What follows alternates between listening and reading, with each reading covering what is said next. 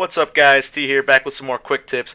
Part of my bi-weekly series here on my channel, Mondays and Thursdays. So subscribe so you don't miss any, and also please go back and check out some more because I feel like there's some really useful content here if you like Hearts of Iron 4. And without further ado, today I want to give you a run through of the division designer in Hearts of Iron 4 and kind of what all the rigmarole within it actually means and how it affects your divisions in the field.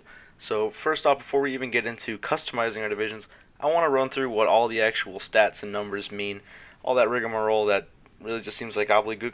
We're going to run through and see what all that is actually doing. So the first thing we're going to look at is the basic stats, and the max speed is the first one there, and that's pretty simple. That's just how fast you move across the map. HP, that's just basically standard HP, just like any other game. You take damage, you lose, you lose your men, you go down, down, down, down until it gets destroyed. Can be replaced by reinforcements coming in.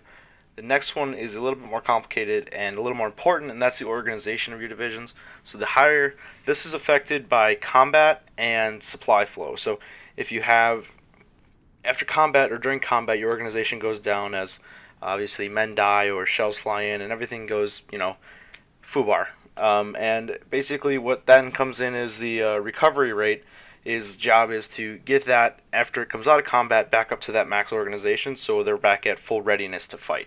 So what you want is a really high organization, at least as high as you can get it, obviously within reason, and a high recovery rate so you can always be at that peak readiness for fighting. The next thing in there is reconnaissance, and what this is it's done by the recon company, and what this allows you to do is when your commander is going to go into a fight, all the little micro battles that get taken care of. When those are happening, the reconnaissance stat allows the commander to see what the enemy is doing or what they have, and choose a combat tactic appropriate to what should be used. It's got a higher likelihood to choose a more effective tactic during the fight. The next thing is suppression, and suppression is just the ability to, when you take over local territories or enemy territories, you occupy territories, it's to suppress that local resistance. When it says, oh, your resistance, and then civilian factory sabotage. To prevent that, the higher suppression you have, the more will prevent that, and the way to do that is the military police support company. Next is weight. This just affects how many transports you require to move a unit across ocean tiles. Next is supply use, and this ties into actually another video that I just recently made in this quick tip series, and that's the supply quick tip that I just made. And what this is it tells you how much weight, how many units it will use on that infrastructure. So if the infrastructure can move 20, then right now I'd probably be able to have about 25-ish of these because it's 0.81. So 25 times 0.81 is just under 20, so it'll be able to supply all of them. Just kind of see how that works. It's just going to tell you how much weight that actually has. Reliability is it's fulfilled by the maintenance company, and what it is it prevents items from breaking down, tanks, vehicles, and other such. It keeps them from breaking down. It allows you to upgrade other features on them as a little trick.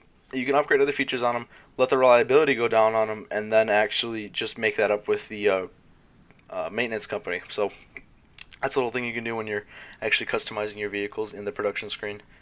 Trickleback is affected by the medic company, and basically what this is whatever percent, and 25 is the base, 25% is the base, and then go up from there.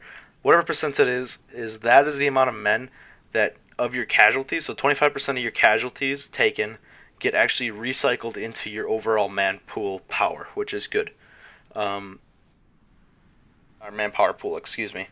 And then experience loss is as you take casualties and you're bringing in recruits.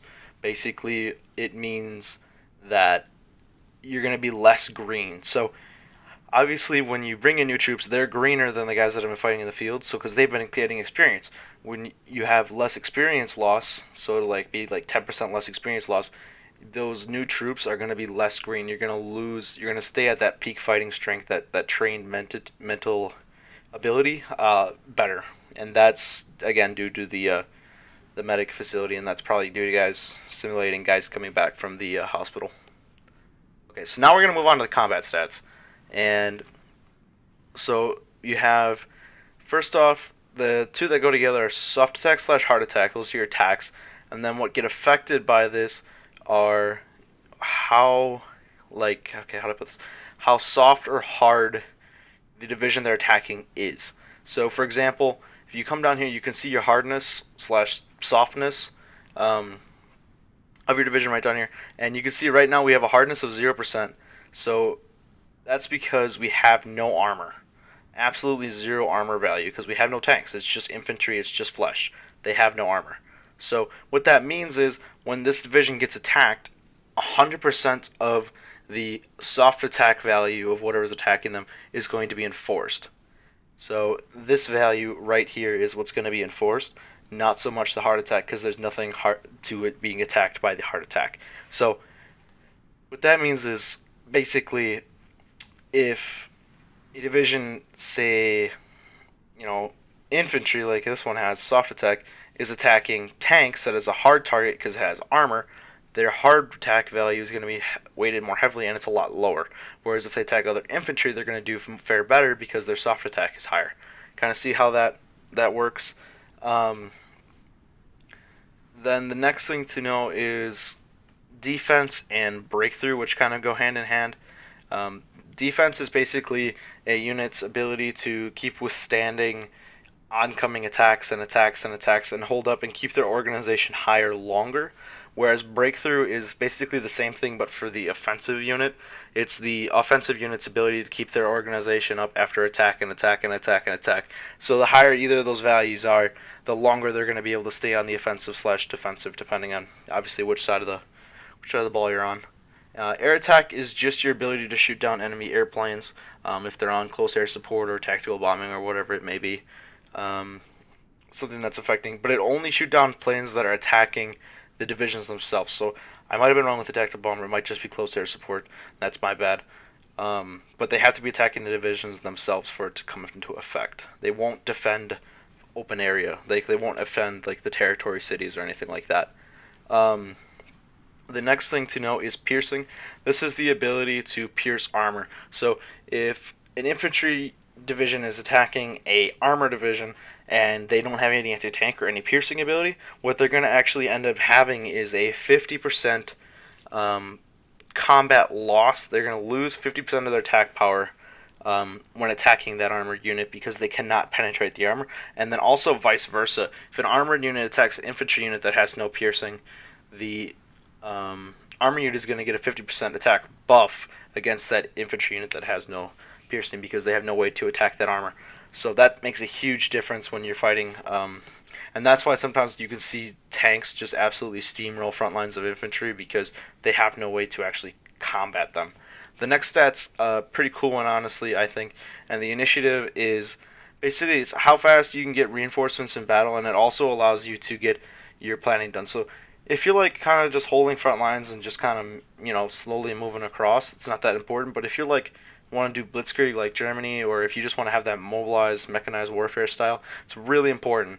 And this initiative is off of the, excuse me, you're gonna have to give me a second. Initiative is off of radio. Yeah, that's right. Yeah, Signal Company. So initiative 5% base, and then I believe it goes up a couple percent each time. Yeah, 3, and 3.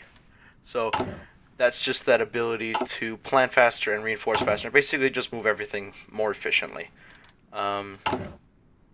The next stat, guys, is entrenchment. That's reinforced. That's boosted by the engineer company, and basically that's just your ability to dig in deeper and dig in faster. The better that value is, the more you're going to dig in. It's going to give you defensive buffs.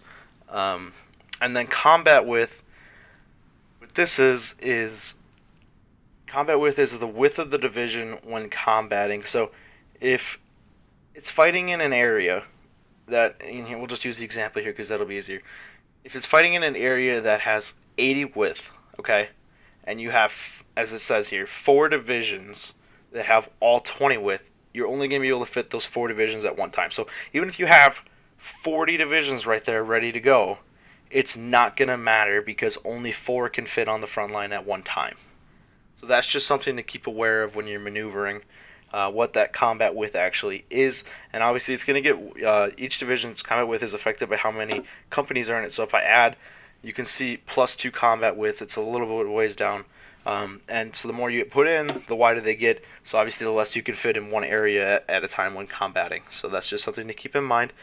Even though you make the division stronger, that doesn't mean that the exact focal point is going to be stronger, just because instead of using 4 divisions to accomplish something, maybe you're just using one, but you still have the same combat width, so it's still the same amount of men fighting. The next thing is just a little thing to note. It's just the equipment cost. It's kind of nice to know sometimes when you're trying to plan your production, and it's just how much manpower you need, how much training time it takes, and that's in days.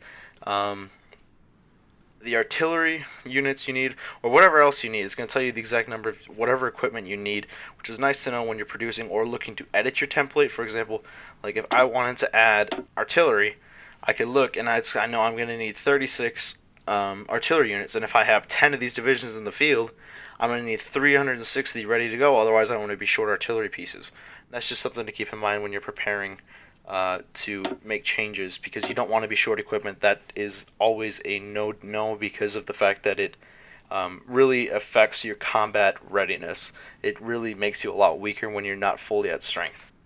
Alright, so guys, this is starting to get pretty long here, so I think I'm going to wrap this up and save the second part I have here for a second quick tip, because right now it's starting to turn into a long tip and not a quick tip. If you like this, please hit the like button and also subscribe, because this is a bi-weekly series that I'm running here. As you hear, I am planning on doing a second part to this video and maybe a third. The third would be me running through actually explaining my own personal preferences for my divisions and the divisions I actually use. So please leave in a comment if you actually want to see that. Also, feel free to leave any comments down below of anything that I may not have been clear upon or you have further questions upon, because I will get back to you, whether it's via comments or via a video, as I did in this series already. So thanks for watching, guys, and I will see you in the next one.